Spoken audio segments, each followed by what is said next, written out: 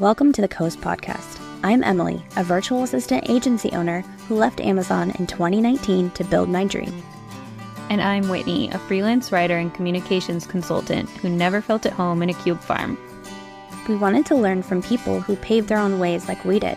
So we created this podcast to talk to others who were brave enough to pick a different path. Creatives, entrepreneurs, people doing their careers and their lives their way. Join us as we make new friends, get inspired, and show you beautiful paths less traveled. Not every road leads to the coast, but the ones that do come with a great view.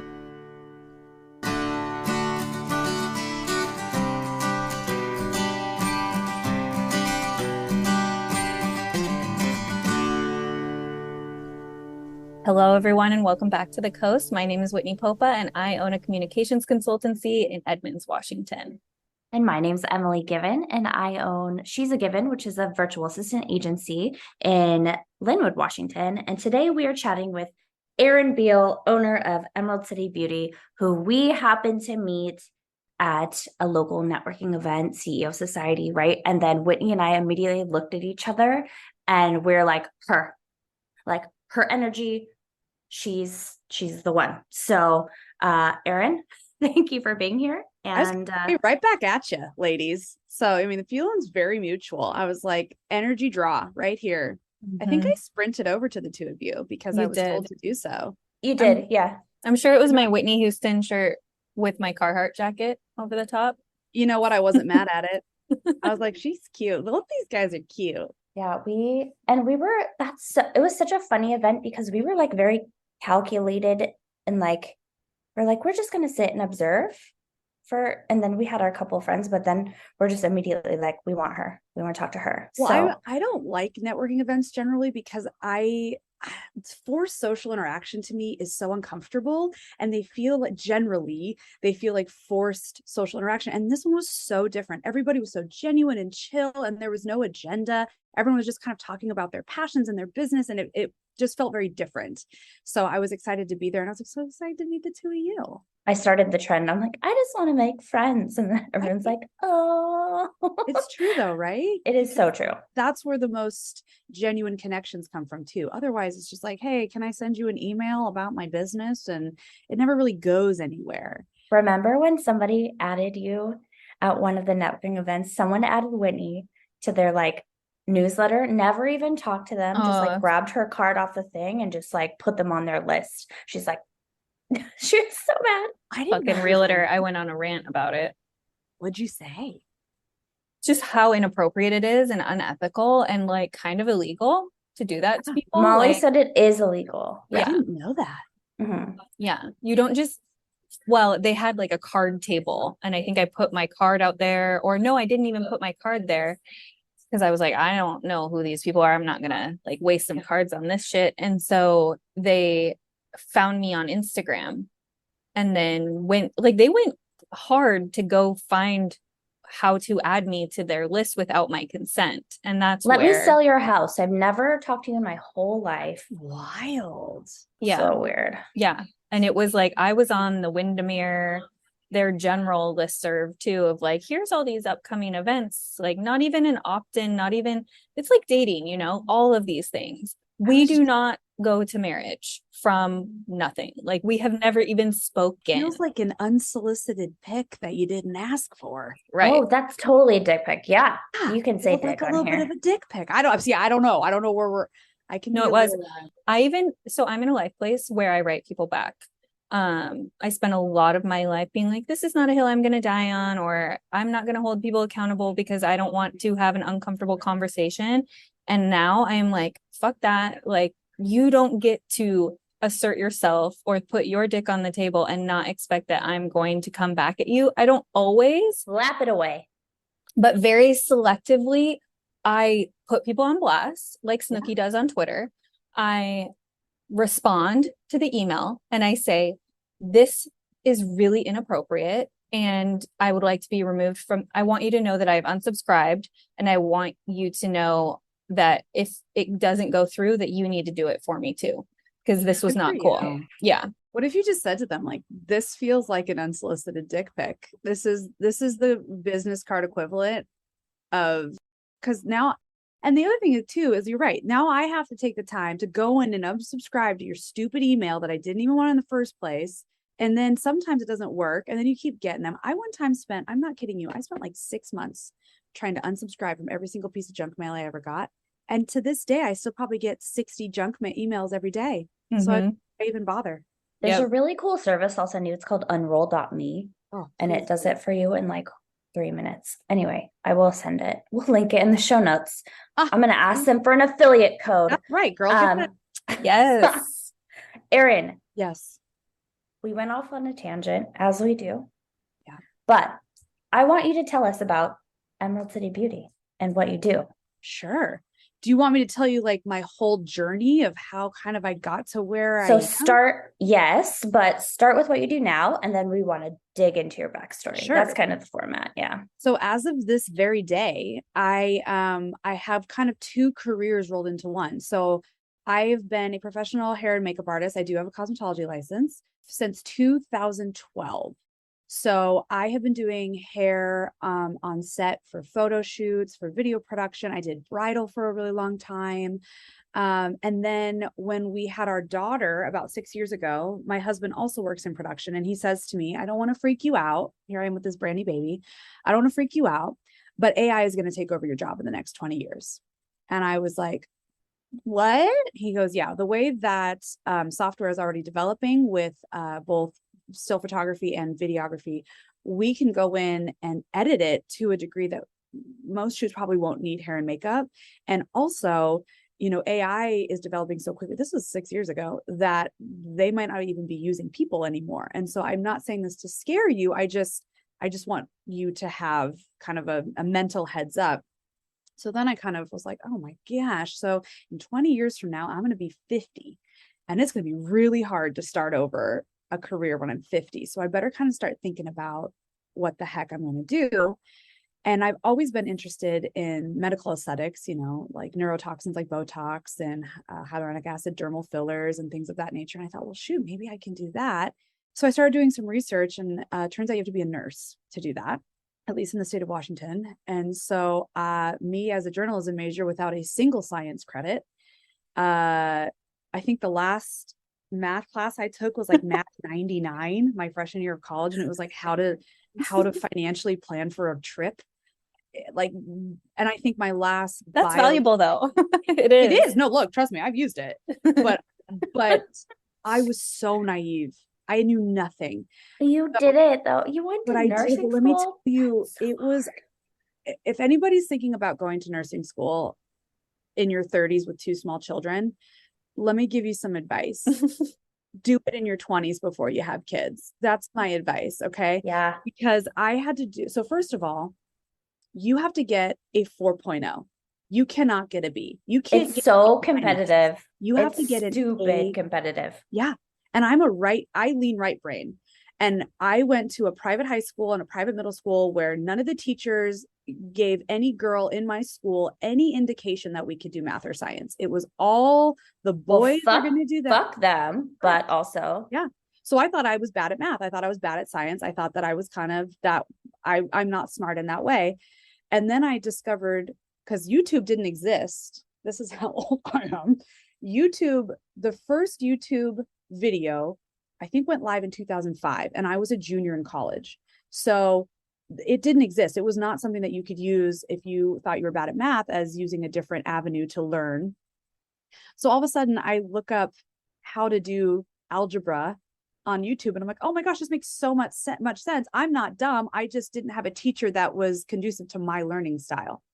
So anyways, long story short, I get through all these classes. I had this amazing teacher that in anatomy and physiology 2, it was so hard. I was pregnant with my son. I had baby brain. I couldn't retain information. I would study for 8 hours and maybe retain 2 hours worth of information. Where'd you go to school? I did my prereqs at Lake Washington Institute of Technology. And then I did my nursing program at Bellevue. But she had this system that if you failed a test, you could get 2 points back for every point you missed if you wrote a paragraph about each question you got wrong. Anyway, so I ended up getting an A in the class. So I ended up getting my 4.0, and then it's time to apply. So now my son is like 9 months old. He's still not sleeping through the night. And I didn't study for the TEAS test because I thought, okay, I should explain this. If you go to a state school like University of Washington, you don't have to take this test. But if you go to a community college, even though Bellevue's not a community college, I'm doing air quotes for those of you who can't see, you have to take this really hard test. It's called the TEAS test. And there's a science portion, a reading portion, an English portion, and a math portion. And it's really challenging. You only have to get a 75 to get into most schools. Your girl got a 74.2. Okay, correct. Devastated. I was like, there's no way. So I had to take it again. I take it again. I get a high enough score. I get into Bellevue. There was 375 people who applied for the 33 spots in my cohort, but we're dead center in the middle of COVID. Okay. So they're like, you can't come to campus. You can't learn on campus. You have to learn all this stuff over Zoom. We're talking 8 hours a day of lecture over Zoom.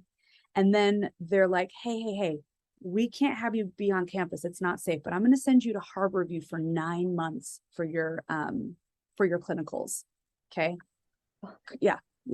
Don't try and make sense of it because it doesn't make sense. So I got very lucky in a sense that I got into nursing school during COVID because as an independent contractor, I was able to qualify for unemployment under this very specific type of unemployment called PUA unemployment. I was on hold for 12 hours a day for 2 days straight. I finally got on hold to an agent and I qualified for it. And that paid me enough money to pay my mortgage and pay my kids' health insurance, like just enough to get by. Then there was something called the workers retraining program that Bellevue College offered, where if you started the nursing program or school in general and you were on unemployment and you could prove that what you currently did for a living was in decline and what you wanted to go to school for was in demand, the state of Washington would pay for you to go to school. So I found this loophole that I got this unemployment and I got to go to school for free. And it is the only reason that when I graduated, I was able to do what I do now, which was to open an aesthetics practice, because otherwise I would have been just drowning in student loan debt. That's incredible. It was kind of this perfect storm. Yeah. Now I open a medical aesthetics practice. So Emerald City Beauty is what I've called my makeup company. So even when I did hair in a salon for almost 10 years, that's what I always called myself. And now I've just elevated it to include, neurotoxins, Botox, filler, microneedling, Plazapin, lasers, things of that nature. So I still do hair and makeup on set, but now I also work in a clinic and I offer these medical aesthetic services as well. So that's kind of my crazy story of how I got to do this. It is crazy, but it's awesome. Like you are the kind of people that we want to talk to.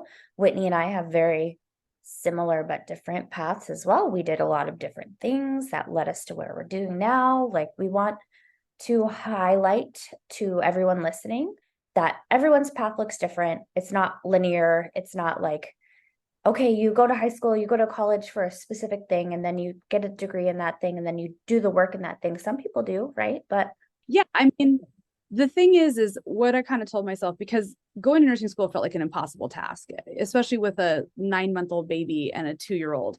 But kind of what I couldn't look at the big picture. It was too overwhelming. I just had to dissect it into like, what do I have to do right now? Okay, this quarter, I have to get through these 3 classes. Okay, check. And I think the bottom line is the time is going to pass anyway. So why stay in a career that either isn't working for you or that you're not passionate about? And, my mom, who stuck with a career that she never loved, has been very concerned about me because she's like, when are you going to figure out what you're doing and just stick with something? But I am a person who has to keep moving. I get stagnant and I don't want to say bored, but I do. Where I'm at now is I want to work less and just get myself in a position that I can make enough money working 3 or 4 days a week, that because as a freelancer, you have to work whenever the work is available. And in the summer, I work an insane amount and it's awful because that's when my kids are out of school and that's when I could spend time with them. And then the week is much slower. And then that's very stressful because you're like, oh my gosh, how are we going to get through? And it's freelancing is wonderful, but it's also exhausting mentally because you just never know what it's going to look like. And when I went to nursing school for 2 years, all the producers stopped using me because I wasn't available. And so then that's scary. So I think having this thing that I'm really passionate about that kind of supports what I already do is only going to serve me. But the road was very challenging and arduous, but I wouldn't change it because I don't think that I just don't think I would be able to age well in what I'm doing forever. I don't think, unfortunately, the beauty industry is a very ageist industry. Not so much on the medical side of things, but as far as hair and makeup goes, it's a very ageist job to have. And so I see these women that are very talented artists that kind of start to get looked over once they turn a certain age. And that kind of scared me. And I thought, well, shoot, I better have a plan B here. So, but I think people settle because they think they have to, and you don't. I mean, there's always a way to make it work. And sometimes it's really, really hard, but I think you can't look at the big picture because you'll talk yourself out of it. You got to look at just like, what's this one thing I have to do? And then the next thing, and then the next thing. And then before you know it, you've done it. Sounds like our summer with our kids. We're meeting. I keep telling all my friends, we're like, can you do this on this day? I'm like, literally, we meet every night and every morning to go over and see if anything has changed, especially if they don't, well, even if they have a camp, but it's just insanity all the time. And adding school to that right now, I can't even imagine how we would navigate it. My husband's at Amazon right now, so he's RTO, return to work, and we have to figure out that too, because, it's not personal, but I do believe that Amazon hates parents, especially. So it's like, return to work in June, right when your kids get out of school. Like that'll summer camps only last till noon. Right. We'll take the kid for the whole day. We'll pay them more money. But yeah. This hey, you want to come to this fun camp? It goes from 9 to noon. Oh, great. So now we have to find someone who's available. And we have, in the summertime, I will say I have the most incredible support system. I would not have been able to do anything I just talked about without both my mom, my mother-in-law, and my husband, collectively. But in the summertime, my mom and my mother-in-law are like, we want to have a summer. We don't want to watch your kids 5 days a week. So then we have our sweet little nanny, but she's only 14. She can't be driving my kids around. So it's just I don't know. My daughter keeps begging me to go to summer camp, and I'm like, honey, I'd love to, but it gets out at noon every day. Also, you have to sign up for it in January. Also, with the younger ones, my daughter's 4, they discriminate against her. Yes, they do. We could not find a single sport for my, at the time, 3-year-old son. So then he's like, cool. So Sloan gets to do gymnastics and swimming, and I get to do nothing. And so I don't understand that. Yeah, none of it makes sense. And for parents too, we're just trying. What's interesting that I'm hearing you're saying too, and I relate to it a ton. I'm always pushing on my business. I always want to grow and do more and better and serve more people. And I get so excited about it. And not that I don't love my kids a ton, but it becomes this thing that is almost like an impediment to my business growth. And at the same time, I need to grow my business to pay for them to have the best life possible that I want to give them. And so we're always kind of bucking up against that. And I see thinking back to when I was growing up and I was in daycare just all the time, a little pool rat at my club in Olympia that I went to. That was 8 to 5 every day because my parents had to work. And now my mom can help sometimes, which is great. But I think of when I beat myself up about, oh my God, I can't grow my business in the way that I want to and raise my kids in a way that I want to at the same time. I think of my parents and I'm like, okay, you're not doing that bad because you were in daycare. I mean, I wish I had that. It was easy in a lot of ways, but I also have more access to my kids. So I built my business for that, to be chaotically pulled in 100 million directions all the time, I guess is my point. And 100%. It sounds like you're on a similar journey. Well, and the whole reason I wanted to go to nursing school is I wanted to work less. I was like, I'll work 3/12s and have better benefits. But I can't give up my passion. I don't. And I got offered a job at Swedish Postpartum, which would have been the only other thing I wanted to do, was help introduce, women to motherhood, because my nurses were so integral to my introduction to motherhood. They were so calm and gentle and warm and safe. But they wanted 2.5 years, nights, weekends, and holidays. And I was like, my kids just don't have a single memory of me not in school, just constantly being pulled mentally. I can't do it. But another thing that is frustrating to me is we're having this conversation about the guilt of motherhood and the guilt of feeling guilty about wanting to grow your business. Men don't think about this. Men don't worry about this. You know, my husband works 9 to 5, Monday through Friday. He's, you know, he's grown in his company to be in the position he's in now. And I don't think he ever feels guilty about having to work that much. And I truly do. I feel like at this point, my kids are growing so fast and it's so fleeting. And I only have a couple years left with my daughter, who's even really going to want to spend time with me or really care about, you know, what I think and my opinions and our time together, that I feel like a heaviness when I'm not with her. And at the same time, I'm a better mom when I have my autonomy and my job and I get to go do what I'm passionate about. So it's this dichotomy of like feeling guilty because I'm not with my kids more, and feeling guilty because I'm sometimes curt and frustrated because I don't have any time to myself. And my kids at this point, they are so, I get overstimulated because they're on my person, and they're just like talking over each other in my face, and it's so sweet, but it's also like, I don't know, I just get so overwhelmed. And so then I feel guilty about that.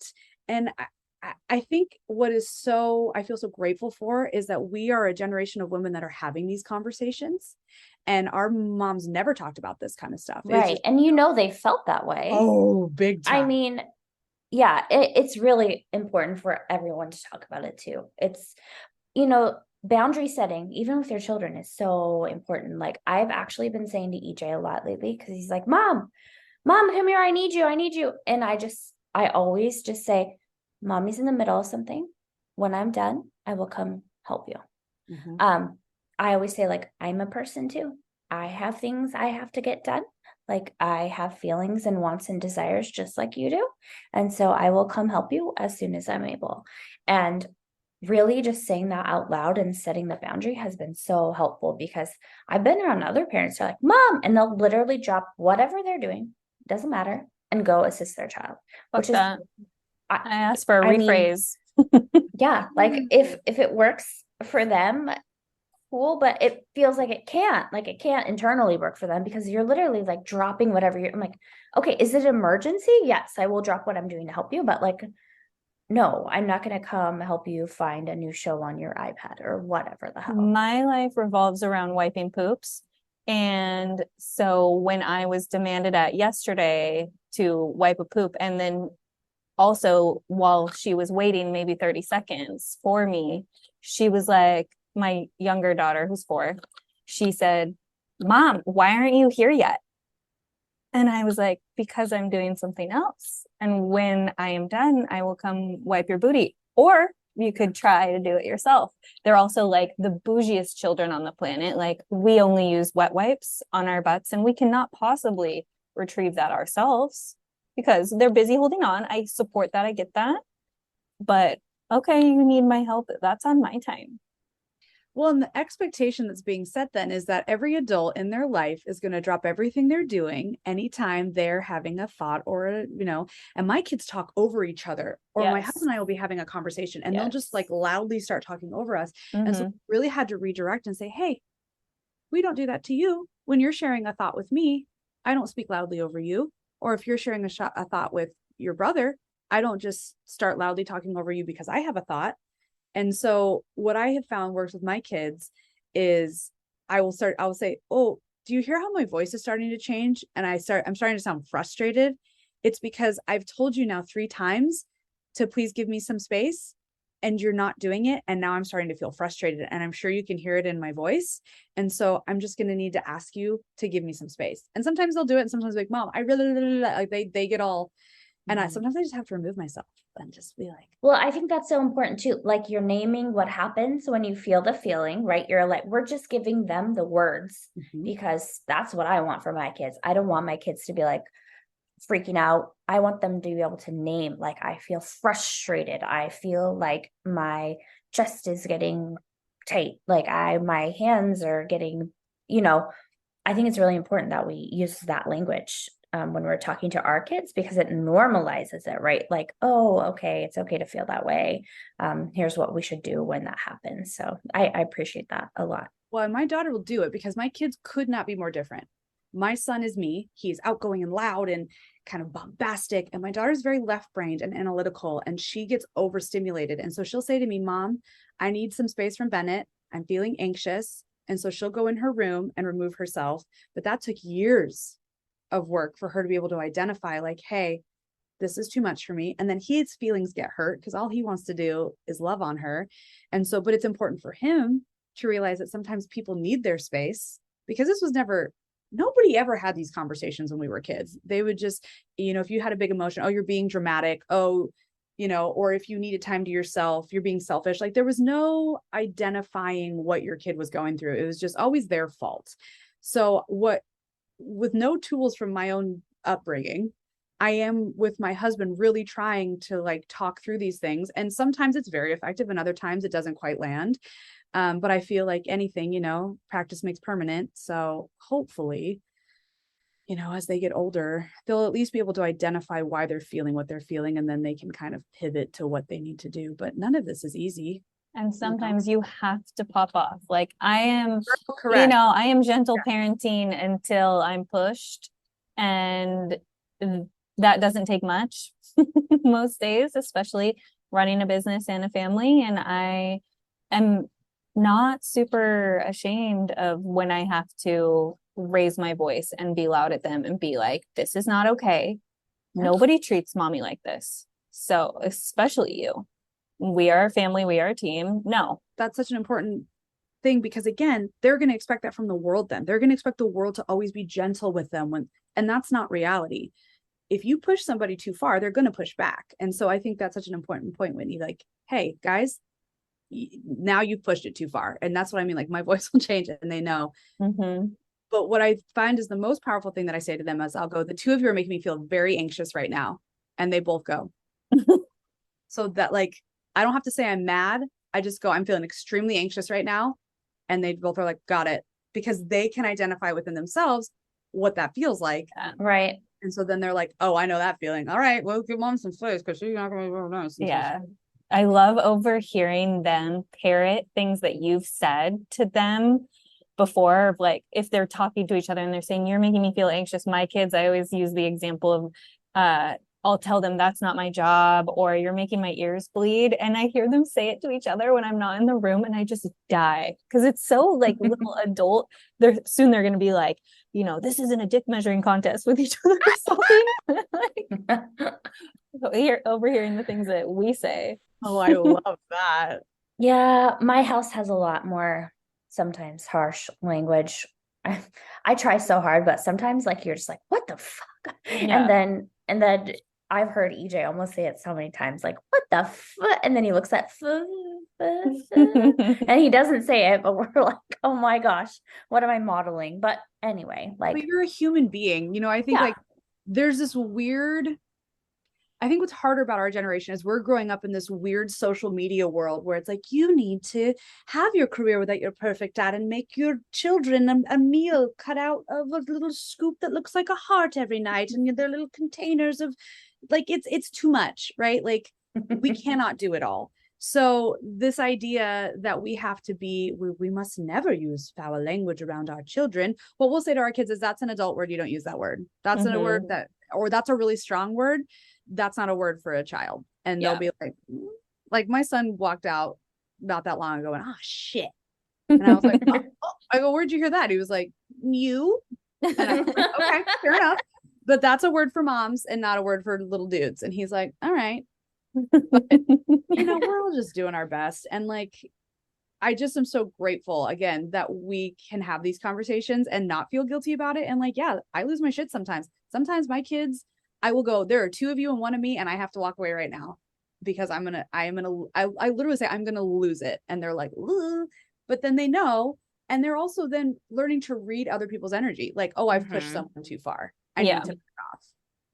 Speaking of too far, I have questions for you. So I'm in the middle of a project actually with a good friend who is a doctor of aesthetics. I don't know if he's a competitor. I feel like there's room for everyone, but he's on First Hill, actually right near Swedish, at Cosmetic Skincare. They're rebranding right now. And so some of the language that we're using on his website and the way that we are thinking about how he's talking about aesthetics has been really fun, especially with, so one of our first meetings, our meetings are always very long because he is wonderful and a talker. And I was asking him about the women who come in just wanting the lips. Like, what does he do with that? Because there's different approaches. There are people who will give people what they want because it's like, who am I to say what they should or shouldn't do? And then there are other people who think of themselves as guides to your face and your aesthetic possibilities. That's one of the terms we're using. And because I don't like the negative language of like, what are you suffering from? What is making you feel bad about yourself? Anti-aging, blah, blah, blah. Yeah. Yeah. It's more of It's like, rough. his whole thing is like what aesthetically affirms you and looking in the mirror and seeing what you feel inside. No, regardless of your age, regardless of your skin color, your gender identification, etc. And so that's been really fun for me to work on that. And I'm always asking him, so like the ladies who come in and want the lips, like he's an anti, and I don't think there's a wrong approach, because he's anti giving you the lips.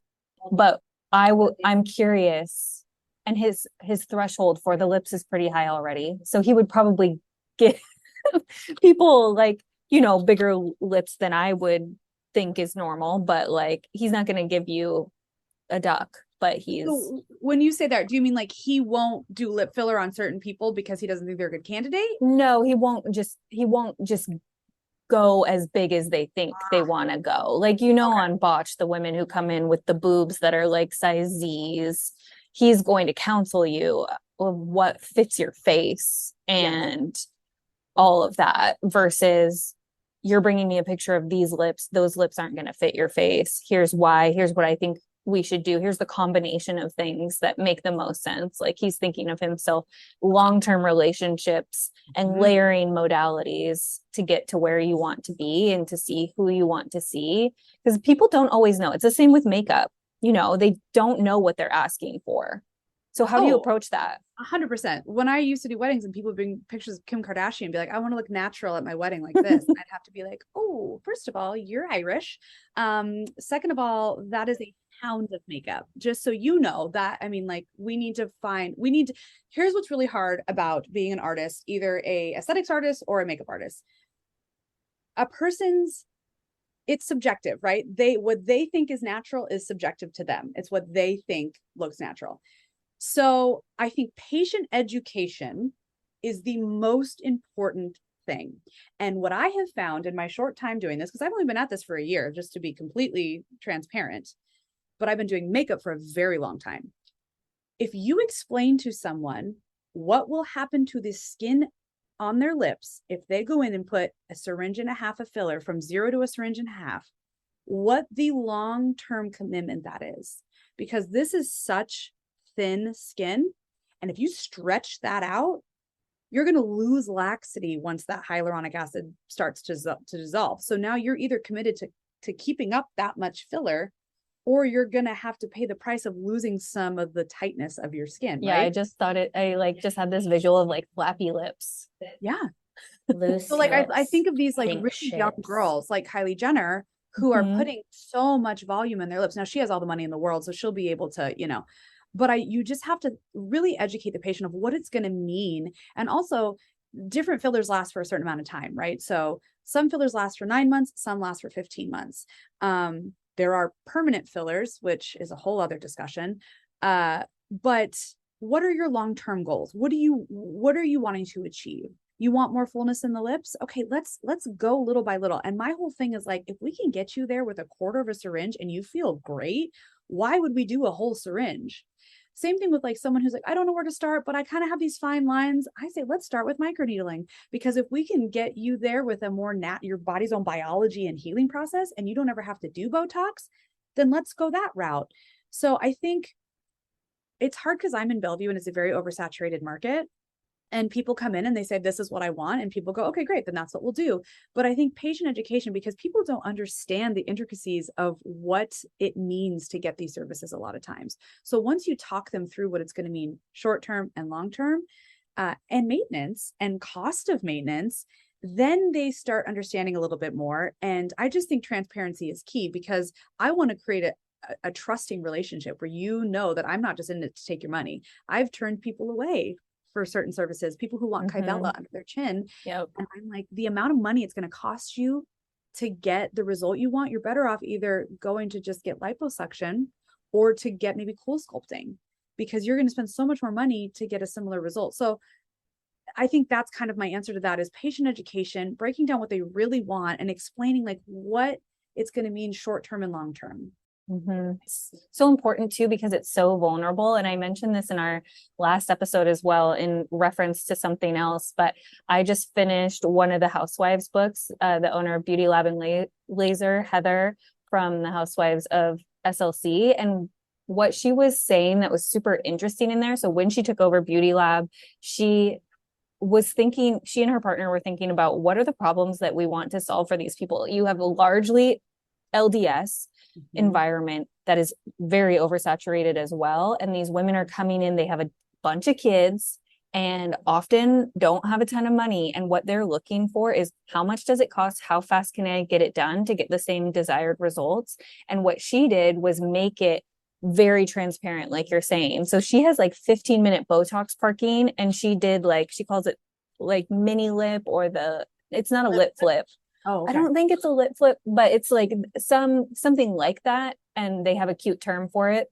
And so everything's on their website already. Whereas a lot of aesthetics providers, they say X amount per syringe. Like, I don't know how many syringes I need. I don't know what's normal. Yeah. Right. And so I loved that she kind of productized it a little bit and made it feel really good to people in a thing that they're already kind of like, I don't know if I'm going to tell my husband about this sort of thing. So I really hate the culture of, I'm not going to tell my husband about this. I don't like it. I think it makes the woman feel bad, and like it, but it's really expensive, right? So there's this, and I'm unique. My husband and I don't commingle our finances. So I have built this whole thing by myself. He has not put $1 into me building this thing. This has been all me coming out of nursing school, having not worked for 3 years, and just like really having to get creative. That being said, we are very transparent about our finances, about, the idea that a woman feels like she has to keep it from her husband, and like we're making it cute. Like I see all these memes all the time about like, oh, especially with Botox, about like hiding it from our husbands. I don't know. I don't like that, because then it feels like, I feel like for them, it's the money aspect of it. Yeah, I don't know. I mean, I don't hide things from my I husband. think there's money plus the judgment. You don't have to, you don't have to do that to look beautiful. You look beautiful already. But then they don't understand that we're not doing it for you, bro. Right. We're not doing anything for them. We never do. The waxes aren't for you. The Botox isn't for you. It's not for you. Thank you for my feedback on my outfit. I did not ask you for feedback on my outfit. It's not for you. But I wish we could shift the conversation from hiding it from your husband to empowering women to feel good about this decision they're making for themselves, to feel more confident. Because especially after you have a baby and you're saying, totally, these women are having 3, 4, 5 babies, everything's different. Like I lost and gained 40 pounds twice in 2 years. My skin was just crepey. Like I had no tactile strength to my skin. And so I got the plasma pen done, because I was like, I feel like I'm aging very quickly now. Like I went from 0 to 60, and I looked insane, and I shared it on Instagram, and I had women reaching out to me going, what does your husband and your children think about this? So I posted a video of me sitting next to my 3-year-old going, with my face looking absolutely insane. And he, you know what he said to me? He goes, don't worry, mommy, those will wash off in the shower. He doesn't care. So I think that, again, we've created this in the aesthetics world, in the plastic surgery world. And there was that show about plastic surgery on FX back in the early 2000s. I can't remember what it was called, but it's all kind Nip Tuck. Nip Tuck. Yes. Yeah. Where it was like, we're shaming women for wanting to do this. Men don't get this done. First of all, yes, they do. Yeah, they do. And second of all, why no one's shaming them. So well, men aren't held up to the standards that women are continually expected to uphold and maintain because of the patriarchy. Like, let's call it what it is. What a silver fox. Yeah. But when a woman starts to go gray, it's like, oh, gotta start dyeing my hair every 4 weeks. Yeah. So I wish, I mean, and what I hope is that because it's a pretty female dominant world in the injecting world for the most part. I hope that we can come together as a sisterhood and change the narrative into, no, we're empowering women. We're not hiding things from husbands because we don't need to hide things from husbands. We are helping women feel their best selves, and they don't need to apologize to anybody for doing it. And that's what I hope we can do, because you're right. That is what it is right now, is like, oh, shh, don't tell anybody. What I love too about the current Mormon culture, and we won't go into my feelings about Mormons because they are extensive and very exciting, is these women are not hiding this at all from their husbands. And they're also so fucking badass and making bazillions of dollars that they're like, we can do whatever the hell we want with our money, which I really appreciate. Learn a thing or two, maybe we all need to start. They're definitely like, their leadership, just like most organized religions, is not on like the same level that the young hip kids in it are, but like I'm watching them not wear their garments, be in their Botox parking, and like have their lips and their boobs and tell me about it on their blogs. One of them even told me that because of an Instagram filter, she made a whole TikTok about how because of an Instagram filter, she got her nose done. Well, and like totally owned her body dysmorphia around it. I do love some of these filters, because they do kind of show you can kind of test drive the extent of where you want to go. So there was a lip filler filter that could kind of show you, like, this is what a quarter of a syringe looks like. This is what a half syringe looks like. This is what a full syringe looks like. But I think, again, it's just about patient education and having these conversations of like, you don't need to feel guilty about wanting Botox. And if someone's making you feel guilty about that, that probably is more about what they're going through than what you're going through. And yeah. Absolutely. Yeah. What are you like focused on in your business right now? Like what are people coming to you for the most? I really am the most interested in regenerative medicine. So like the plasma pen and microneedling and exosomes and PRP and PRF. I love the results. It's so natural. I mean, I had a ton of filler in my face last year, and because I was a model, we were all training together, and I also just was like, oh my gosh, I'm doing this now. I want to look the part, and I didn't feel like myself. I felt I don't know, it just was too much for me. Now look, I love filler. I will never not have filler because I love it. But I think for me personally, I feel the most beautiful when I am just like a refreshed version of myself. So when I had my cheeks done, I felt like I just didn't feel like me. So what I love about the plasma pen and microneedling and PRF is it's your own biology, it's your own healing process. So it's going to look very, very natural. And I think for women who maybe are afraid of Botox or are afraid of filler, it's a really good jumping off point. And then, you maybe don't need as much filler or Botox. So that's kind of what I really want to focus on. And then I would love to be able to teach women how to do their makeup to support what they're doing in the clinic. Right. So that's kind of what I'm really passionate about. And, I will tell you right now, in the same way that Instagram makes being a makeup artist look very glamorous, Instagram makes being an injector look very glamorous. And it is a very hard job. And you have to know your anatomy so well. And the risks of what you're doing are very high, and it's very stressful. And just knowing myself and my personality and the way I hold on to things, if I can focus on regenerative medicine and give people the result they want without having to be at a higher risk for some of these procedures, like that is really what I'm passionate about. I love that. I love the layering, and I've had mixed results. I haven't gotten my Botox in a while, but I've had the droopy eyebrows before. I've done threads as a mistake, and that was really Talk to traumatizing. me about that. Because I think I was too young for I'm too Okay. young for them. I didn't see any results from it. Yeah. And it was one of those things where we were just like kind of model stuff like down to play. And I couldn't open my mouth. Like I wasn't fully, we just got carried away. Yeah. And I wasn't fully aware of what was going to happen. And so basically these threads were in my cheeks. It's like using threads to give you a little mini facelift, which I don't really need right now. And it was like a new thing that was introduced, but I felt like one of those people who had their jaw wired shut. So it took longer. Same thing, young kids, took longer than I thought it was going to take. And then when I got home, like hours later, I couldn't even open my mouth to eat. My husband was already mad at me because I had been gone so long. And then I was like mortified because I couldn't feed myself. So it was this whole thing. Although I already have a butt chin, and I have been advised before to get filler in my butt chin, and it looked amazing. Like I was like, I don't need this to be more prominent, and it looked so good. So like to your point about patient education, having someone who like can talk to you about your face and advise you on the next right thing, no matter what it is, regenerative stuff. I just did the Moxie laser and I loved that, which is a regenerative type, or we're calling it prejuvenation instead of rejuvenation. It's like the anti-aging for people who don't know if they're ready for anti-aging stuff. Yeah. Using your own cells to rejuvenate your skin and make it super glowy and awesome.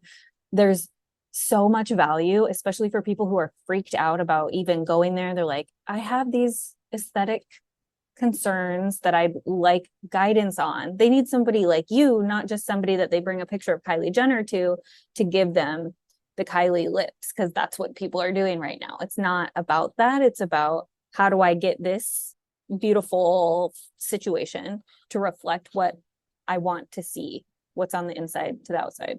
Well, and when you think of like the rest of your face has to be able to support a full lip. So if you have a very short chin, and all of a sudden you get these huge lips, your proportions are going to be all off, right? So having that conversation as well of like, how much can your face support versus what you want to get done? Yeah. And let's take the baby steps, but you're exactly right. And what was I going to say? See, the mom brain never fully goes away. It always creeps back in. You were just talking about Moxie. You were talking about regenerative medicine. I can't remember. You might remember it as Proportions, short chin. Yeah, we were talking about that. Shoot, girl, no. If you remember it while we're going through our rapid fires, just spit it out, and everybody will love it, because you are a wealth of knowledge that we all need. Because even me, I'm like, I just want to sit with any expert that I hire. I want to sit in the chair and you tell me, give me what you think is best. Like sometimes I have a general idea, even with like my hairstylist. I'm like, Me too. just I do that with my hairstylist too. Like, I trust you. Do your thing. That is for it. As a former hairdresser, that is the best thing someone can say to you. She's been doing my hair since I was 17, so very much. Then we are her. Ideal clients. Loyal to her. Yeah. Loyal to her. I just did a wedding show, which I'll never do again, by the way. It was a complete waste of money. I didn't get a single patient off of it. But I had 3 or 4 different women walk by and go, oh, I already have an injector. And I said, thank you so much for being loyal to your injector. And they kind of looked at me and I'm like, no, I genuinely mean that. It means the world to us when we have people stay loyal to us, because we work really hard to make these connections and we truly care. I mean, I can't say this across the board, but we get it. A lot of people truly care about their patients. And if there's something I know, and as a new injector, there's a lot I don't feel comfortable doing, I will not do it. And I will tell you who I think is the best person to do it. Yeah. But I just really love that you've been loyal to your hairdresser since you were 17. That is, I mean, I moved away to Seattle and had one that I was loyal to for 3 years, and then I moved back north and saw her again. So it's been 2, but yeah, they're just awesome. She's probably so happy to see you again. I love her. She's great. Hi, Angela. I'm gonna have you on the pod. Yeah, let's do it. Okay, let's try to do some rapid fires, but you don't have to be super rapid. What are you proudest of in your business right now? That I've made it through my first year and I haven't lost $1. You know, Yeah, the first year is a big deal. that without is a huge single deal. experience, without 1 ounce of experience or a single patient, I have been in the green my first year. Hell yeah. Snaps to that. Tell us about a book you read or podcast you listened to recently that changed the way you're thinking about your life or your business. Okay, I'm going to be very honest with you. I've not read a book that does not have to do with academics in probably 5 years. I am so mentally burnt out. And I'm also going to tell you that I listen to a lot of true crime podcasts, and that's about all I listen to podcast wise. And I need to stop doing that because it makes me anxious. But I don't really know of any good podcasts for business. So I would love some suggestions. There's one called The Coast. Oh, you stop it. I mean, I know about you. I'm just kidding. It's pretty good. I just You stop it right now. but okay, tangent really quickly. I want you to start the podcast. Yeah, your podcast back. Oh, my podcast? Stressful, right? Like Successful? we Yeah. want it back. We want I know. I need, if I can dial in me working 3 days a week and like really stay true to that, I would love to do, because it was so fun. And the stories that people were telling were wild. One of them, I was like, we cannot air this. We will get sued. You can't name celebrities by their first and last names on this podcast, because I am not going to be liable for defamation here. Even if it did happen, I'm not doing it. But yeah, I would love to get Successful back going. Just to do very quickly, nobody steal this, okay? Anybody listen to the no. podcast? But during COVID, I was going crazy at home with these 2 babies. And I came up with the idea of a podcast because I do have a journalism degree. So when I'm working with executives and people who maybe don't really want to talk to me, I ask them about themselves, or if they're very nervous before going on for a shoot, I ask them about themselves. And this really gets people feeling comfortable. And the question I always ask is, what's the craziest thing you've experienced in your job? And everyone has a story. And some of the stories are really lame, but most of the stories are really good. So I started asking people, and then I thought, oh my gosh, this would make a really fun podcast. And I called it Successful, because it's all about how kind of people overcame this crazy thing that they experienced in their job. And not all the stories are happy stories. Sometimes people get fired or they realize this is not what I want to do, but they always come out the other side of it. So yeah, Successful. I think we had 3 episodes. Also, I was drunk on every single one of them. And so I just talked over everyone the whole time. So we'd have to my husband was trying to edit it. He's like, Erin, it's literally just you drunkenly talking over everyone. So we'd have to reshoot everything we've done already anyway. So That could be a really funny format too. Just like drinks. I have the first episode. I can send it to the 2 of you if you want to hear it. I would love Please to hear do. it. Please do. I have it. I'll send it to you. What would your last meal be? I mean, I'm from the Pacific Northwest, so I think it's going to have to be some sort of seafood, probably oysters and champagne from the Walrus and the Carpenter. Oh, I love it there. I haven't been there, but oysters What? and champagne is like our very Whitney and I. That's our That's what we do when we celebrate. thing. We're taking her to the Walrus and the Carpenter. Yeah, I'm in. When? Yes. that is Email me. upsetting. Grab your purse. Let's go. It's such an awesome place, like for all of our local I know listeners where it in is. Ballard. Yeah. Okay. No. So good. Yeah. It's a vibe. Okay. I just haven't been there. Okay. And that big bowl of butter. Stop it right now with the fresh homemade bread that they make Yeah. in house. No, forget about it. I'll meet you there. When? Like, No, we're like, it's seriously, okay. let's go. You know, it's Emily's birthday the day that we're recording this. It's Emily's birthday tomorrow. Emily, my birthday's on Saturday. Cancer? Are you Cancer? I'm a Cleo. I'm right on Oh, the you're cusp. Cleo. Cleo. Yeah. I'm a I Cleo. was a Leo. I'm a Leo. Are you? Well, I'm happy early birthday Cancer. to you too then. Emily, what are you Thank doing for you. your birthday, girl? Going to dinner with the fam. We're going to seafood, and then on Wednesday, just going to a restaurant with some girlfriends. Are you coming, or are you still not there? No. Yeah, I can't No, have no 3 Seattle. nights in It's a okay. row of it's okay. It's okay. things with children. Yeah. I took Emily to a healing journey last week. That's my gift. No, it was the best I'm gift. going on a healing journey. It was Are like you into the psychic woo-woo, Erin? consortium. You know what I'm interested in is like the psilocybin trips. I'm big Mhm. time. I don't know what you're talking about. Oh, you don't? Are you serious? She's like on it right now. Okay, so the best, I'm not on shrooms at the moment. there's a documentary on Netflix called How to Change Your Mind. Yeah. Have you watched it? It's Joe Dispenza, right? I think so. Yeah. Is it Joe? Oh, I think have it's to watch it. Joe. You have to watch it. I watched the first episode and I looked at my husband. I was like, I want No, I've watched it. I want to do No, that. I'm lying. It's not Joe. It's not Joe. It's anyway. It's not brand new because I think I've watched that. Go on a journey. I have two girlfriends who are also young mothers who have recently done it, and it has changed their lives. I don't know that they did psilocybin. They might have done ketamine or the other one, Ayahuasca. ayahuasca. Ooh. Ayahuasca is real. That's a little too much for me. I met someone last week who said she did ayahuasca and nothing happened. I was like, you didn't shit your pants or barf? She's like, Bummer. none of it. She's an ER nurse at Swedish. See, that's exactly who needs to be doing it. Mhm. Yeah.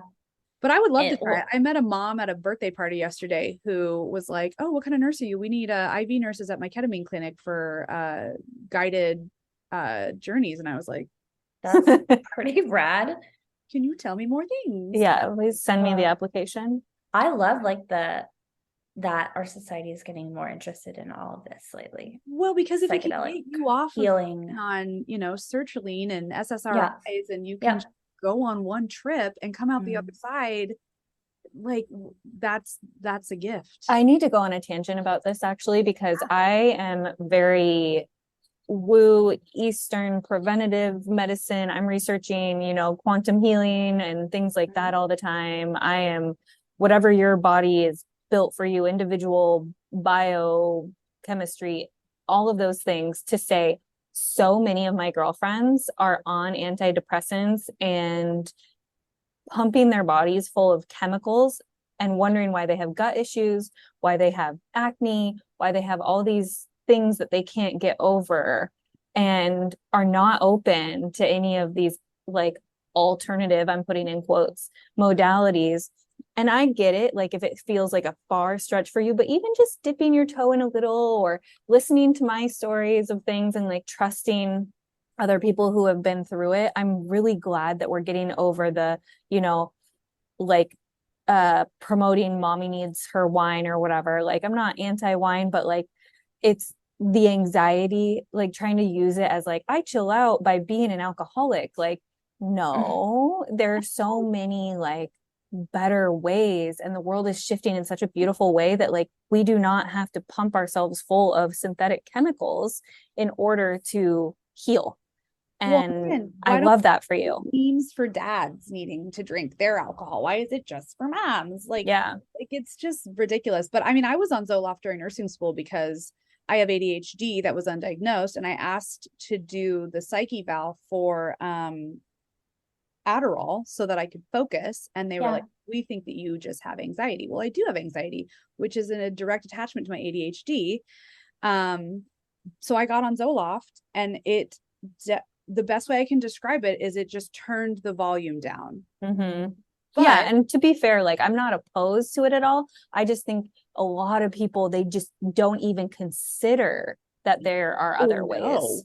Yeah, but I was on Zoloft for like 2 years and I like could not get, it was like a flat road. Like you could not get happy and you could not get sad and you could not say.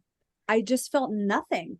I remember looking at my son one day and I just was like, I don't feel anything and this really scares me. And so I just stopped. You are not supposed to do. You're supposed to like come off of it. But you get crazy if you just like, it's scary if you just when you just stop. I did. That was me with birth control. It's awful. I turned into a crazy person going off of birth control after being on it for 15 years. I just got pregnant.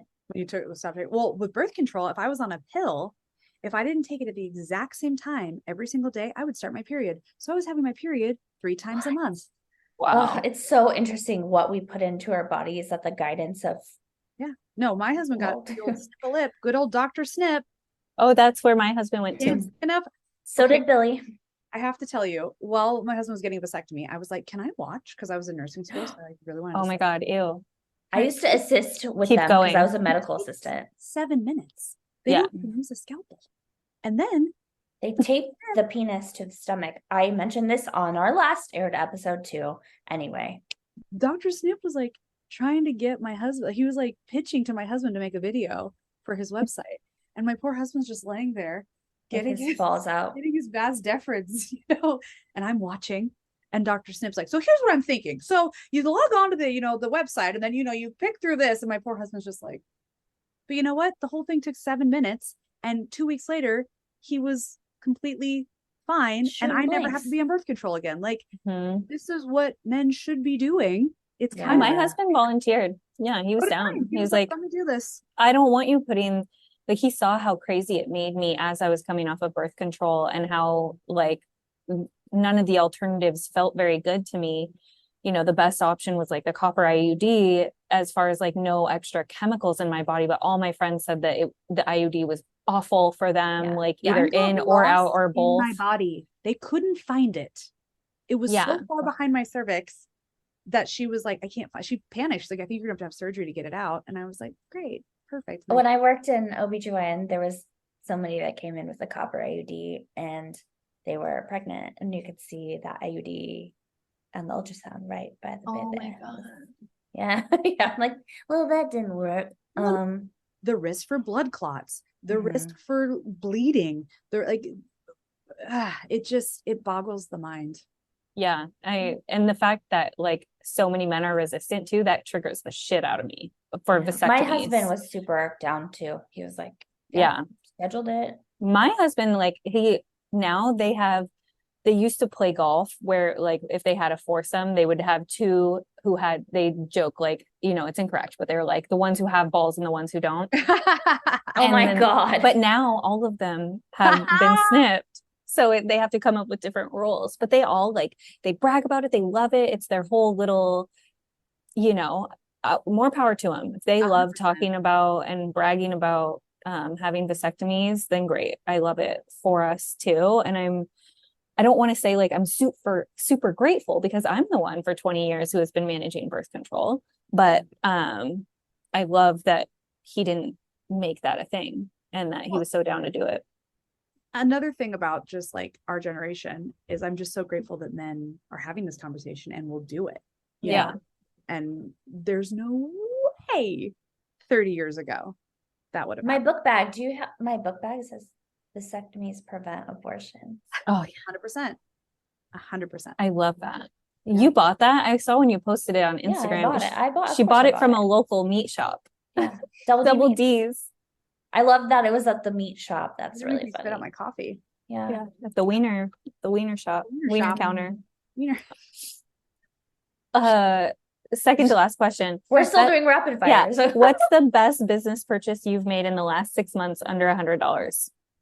And you can break the rule if you need to. I made a sign. Well, I made two things.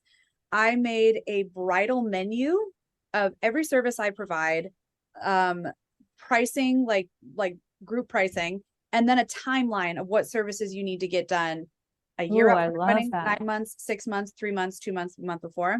And then also I got a board made with QR codes for my website, my Skin Better Science store, my bridal menu. And so people can and that was really inexpensive and has been very effective. So those are my two probably things. But printing out a little booklet is really expensive. Even if you just use paper, it's so expensive. That's why I did the QR codes, as I was like, love it. This is a spicy meatball here. If you want to print out 200 things for this wedding show, it's like $200. Are brides some of your like core demographic?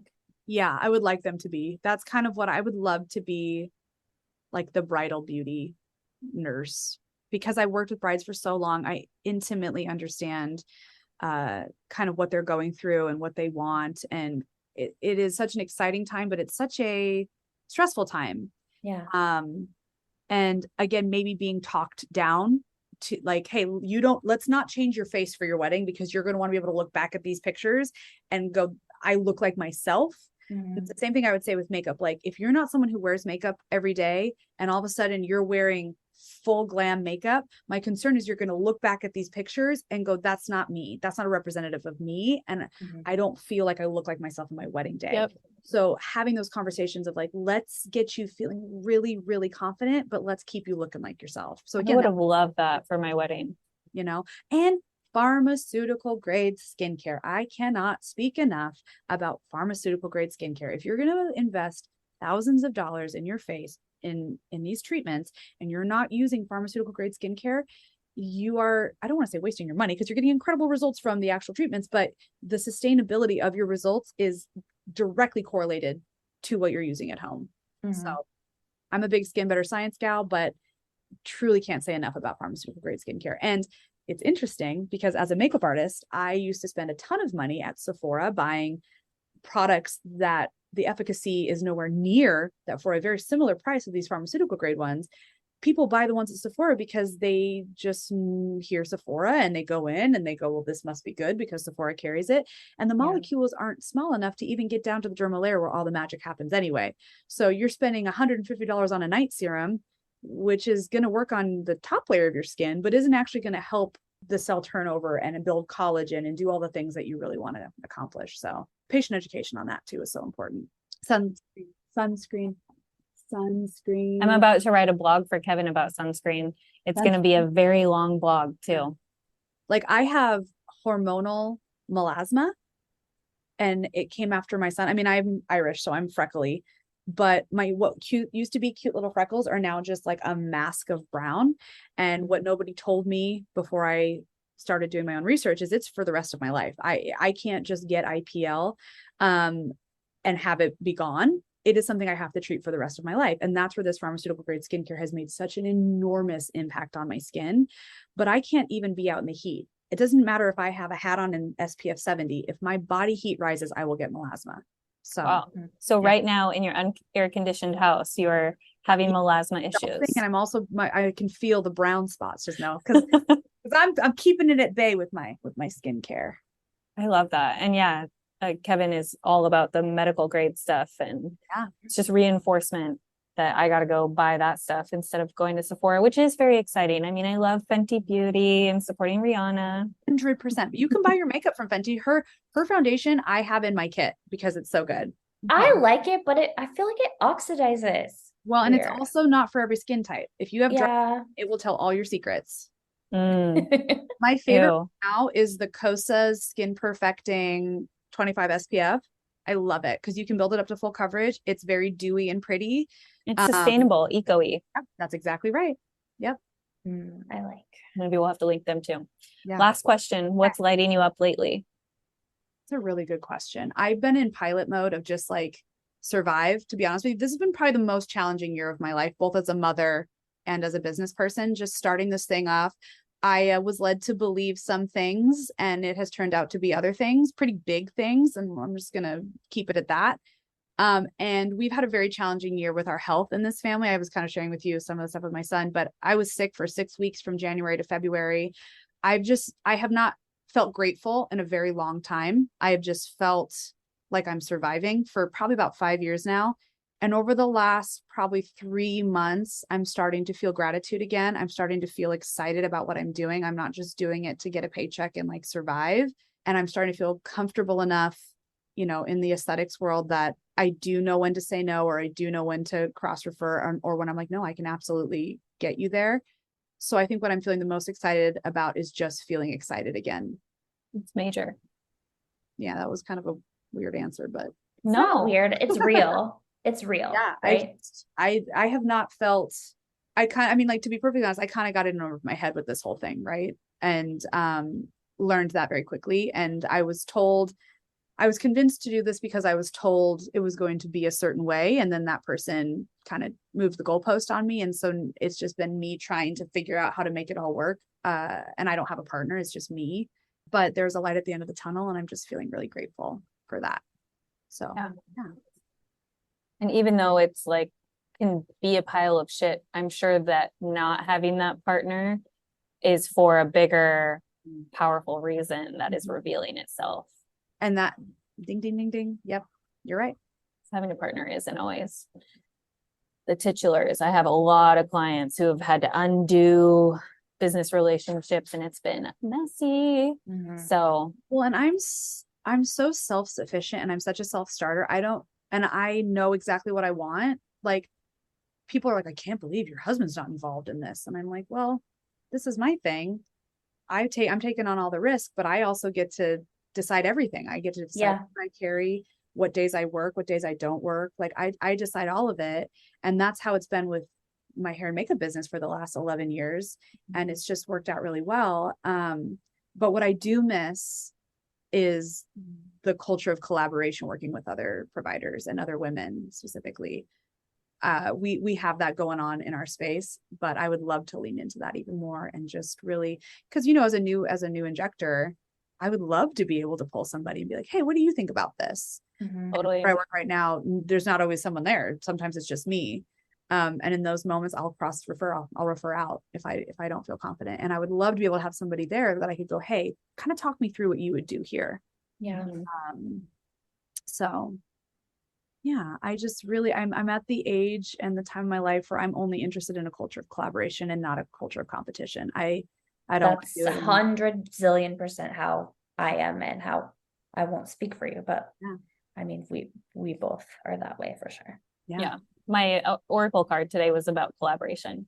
Yeah. Oh, that's awesome. Because Yeah. it's such a beautiful, if you can show up without an ego and be open to sharing your unique experience and gifts, the things that you can build are endless. Yes. But yes. Women from such a young age are taught that we have to compete with each other for everything.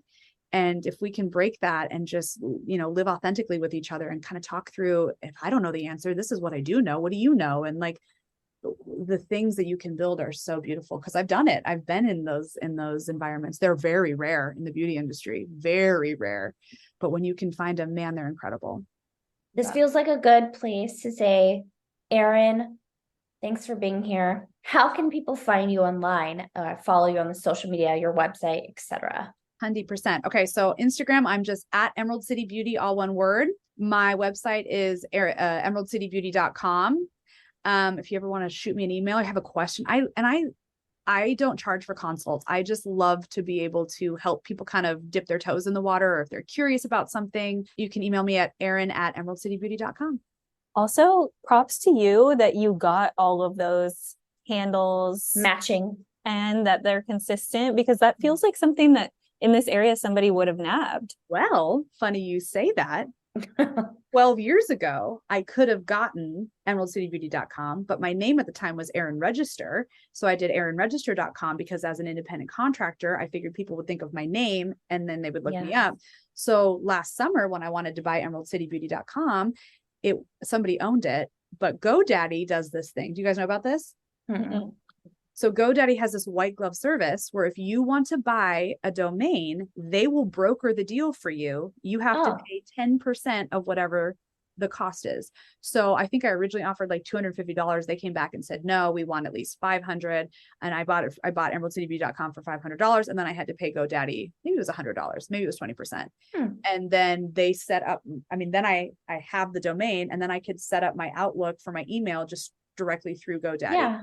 So it was actually really cool. But no, Emerald City Beauty I've had since I started my business, and then Erin at emeraldcitybeauty.com, because I owned the domain. So if you are ever interested and you look and you go, oh shoot, somebody already owns that, that doesn't necessarily mean that you can't buy it. Yeah. It's a big business. I've been talking about that with a few people. Yeah. It's kind of a little predatory too, because they'll buy like the .com, the .org, the .net. They'll and get and secure all of them. And they'll see if there's already a business with that name.